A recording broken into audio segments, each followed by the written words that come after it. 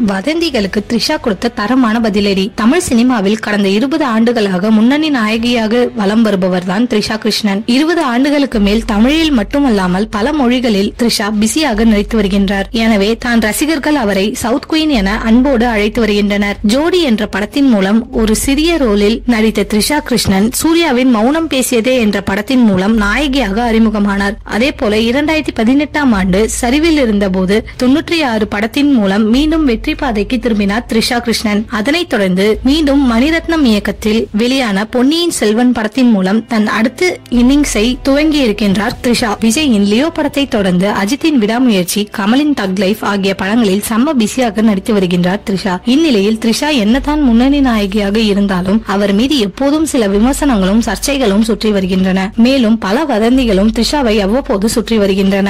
இதற்கெல்லாம் தற்போது த்ரிஷா கிருஷ்ணன் தன் இன்ஸ்டா பதிவின் மூலம் தரமான பதிலடி கொடுத்திருக்கின்றார். இன்ஸ்டாகிராமில் தன் புகைப்படத்தை பதிவிட்ட த்ரிஷா அடுத்தவர்களின் கருத்துக்களை தூக்கி சுமக்காதீர்கள் என கேப்ஷன் போட்டுள்ளார். இதைத் தொடர்ந்து அடுத்தவர்களின் கருத்துக்களுக்கும் வெளியே பரவும் வதந்திகளுக்கும் த்ரிஷா மறைமுகமாக பதிலடி கொடுத்துள்ளார் என கூறி வருகின்றனர். தற்போது இவர் பதிவிட்ட இந்த புகைப்படங்களும் இந்த கேப்ஷனும் தான் இணையத்தில் வைரலாகி வருகின்றது.